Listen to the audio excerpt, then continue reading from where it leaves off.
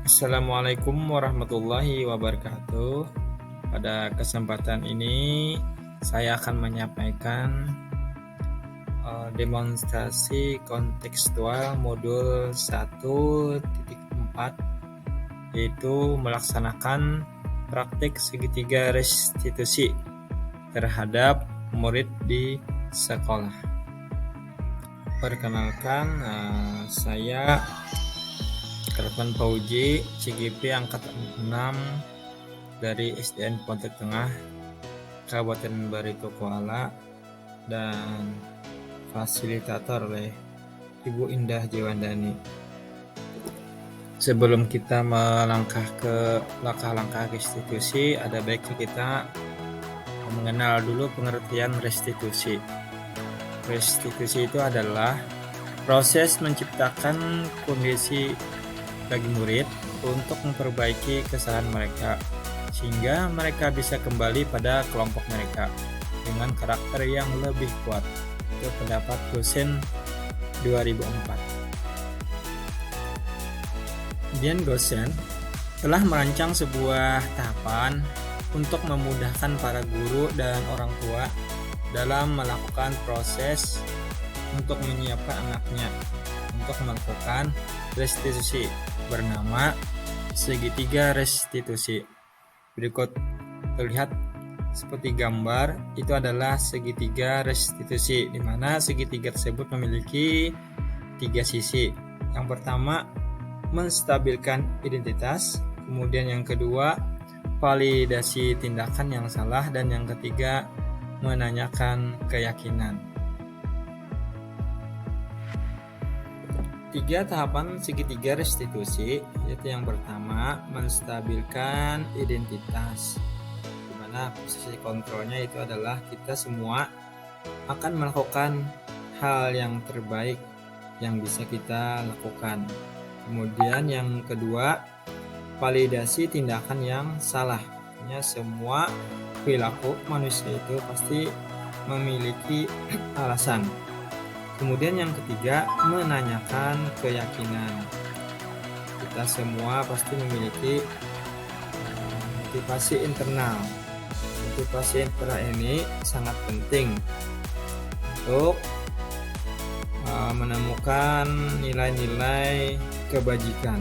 Jadi pada restitusi diusahakan nilai-nilai kebajikan itu muncul dari motivasi internal. Kemudian nilai kebajikan itu akan menjadi keyakinan kelas. Kemudian keyakinan kelas itu akan menjadi lingkungan yang positif. Kemudian lingkungan yang positif tersebut akan memunculkan budaya positif. Kasus mengenai murid yang melanggar peraturan di sekolah. Kasus yang pertama. Pada saat guru meminta murid untuk mengumpulkan tugas rumah, semua siswa mengumpulkan tugas rumahnya. Tiba-tiba ada salah satu siswa yang tidak mengumpulkan tugasnya dan mengerjakan tugas rumah. Siswa tersebut yang bernama Ayu menyampaikan bahwa dirinya tidak mengerjakan kerjaan rumah. Di dalam keyakinan kelas tertulis bahwa setiap siswa memiliki jiwa yang bertanggung jawab dan disiplin. Kemudian guru menyampaikan bahwa setelah pelajaran selesai untuk menghadap dan menemui bapak guru. Murid tersebut pun mengiyakan. Ketika pelajaran selesai, murid tersebut dipanggil menghadap bapak guru. Berikut ini adalah skenario langkah-langkah penerapan segitiga restitusi untuk menghadapi atau menangani kasus pertama tadi. Untuk videonya dapat dilihat setelah skenario ini. Kamu tahu alasannya kenapa Bapak panggil kamu ke sini?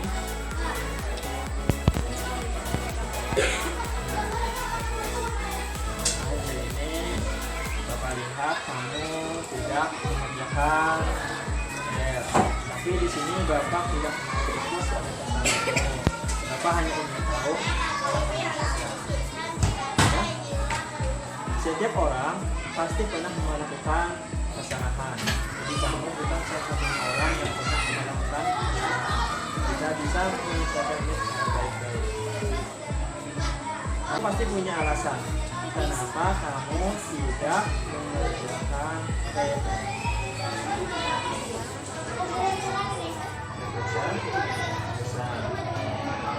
Kenapa bisa tergesa-gesa? Berapa jarak rumahmu ke sekolah?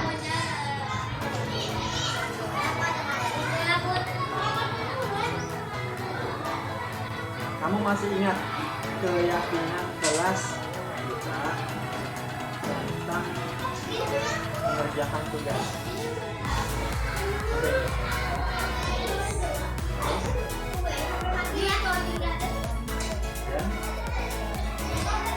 Dan anggap harus disisipkan ya. Apakah yang sudah kamu lakukan itu sesuai dengan keyakinan kita atau belum? Belum. Karena apa yang akan kamu lakukan?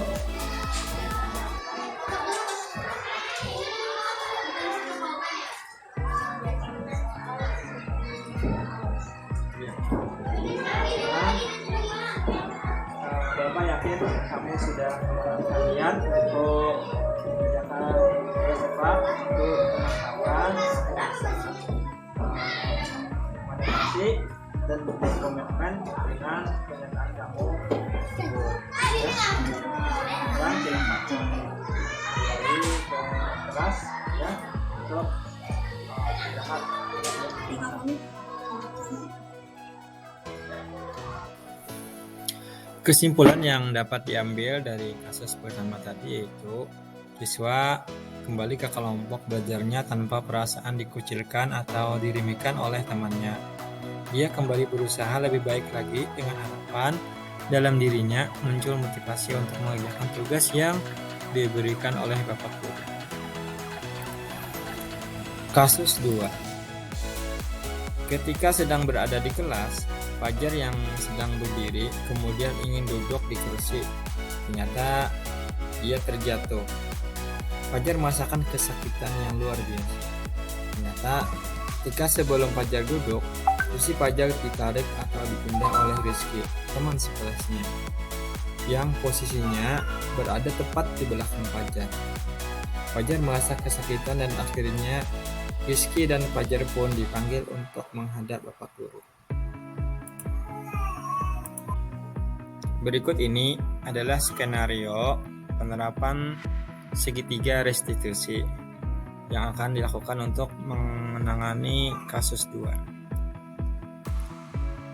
Selanjutnya, untuk video langkah-langkah penerapan segitiga restitusi dapat dilihat melalui video berikut ini. Dan Fajar, Rizky ya, kamu tahu alasannya kenapa Bapak panggil kamu ke sini? Karena ada salah. Apa kesalahan? Menarik kursi. Kenapa ya?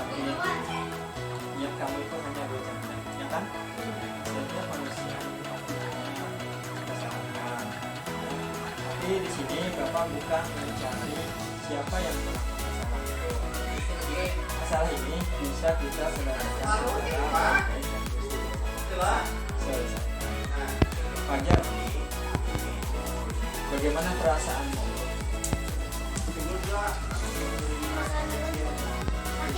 Sedih dan Rizky, kamu tadi sudah menarik bangku Fajar. Maksudnya apa?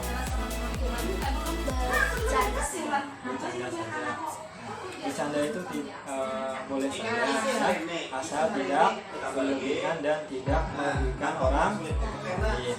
Kamu masih ingat kesepakatan kelas yang sudah kita yakini? Masih ingat, Pak? Apa itu? Saling menghargai teman. Ya, benar. Kamu masih ingat? Apakah yang sudah kamu lakukan itu sudah sesuai dengan kesepakatan kelas? Tidak sesuai. Nah, sekarang apa yang akan kamu lakukan? Meminta Selain itu apa lagi yang ingin kamu? Tidak mengulanginya lagi, Kak. Ya. Sekarang silakan kamu Rizky tanyakan pada Fajar. Fajar itu minta maaf. Apakah kamu bersedia memakannya? Bersedia. Sekarang kalian sudah menyadari dan bersiap untuk memperbaiki kesalahan kalian. Untuk misalkan kalian tidak mengulangi lagi ya. Untuk Rizky nanti kalau tidak hati dan jaga temannya supaya jangan Kesakitan. ya. Dan sekarang silakan kalian kembali ke kelas. Terima kasih, Kak.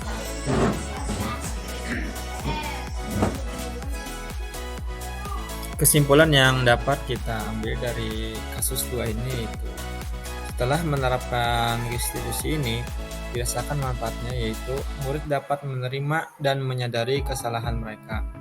Mereka berjiwa besar untuk memaafkan. Restitusi bukan untuk menebus kesalahan, namun untuk belajar dari kesalahan. Dan mereka memiliki komitmen untuk memperbaiki kesan mereka untuk menjadi lebih baik dari sebelumnya. Dengan restitusi ini pula dapat memperbaiki hubungan dan memperkuatnya.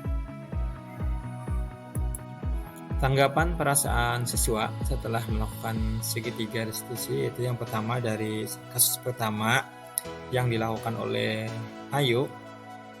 Ia menyampaikan bahwa dia merasa dihargai dan tidak diremehkan oleh teman-temannya. Kemudian dari kasus 2 itu antara Fajar dengan Rizky menyampaikan bahwa dia belajar dari kesalahannya untuk lebih berhati-hati.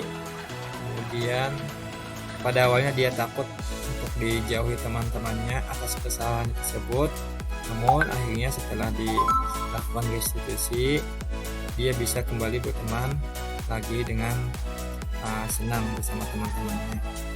Kemudian dari Fajar menyampaikan bahwa dia belajar memaafkan temannya yang berbuat salah. Kemudian setelah itu dia memiliki jiwa yang tenang, penyabar dan belajar tidak dendam.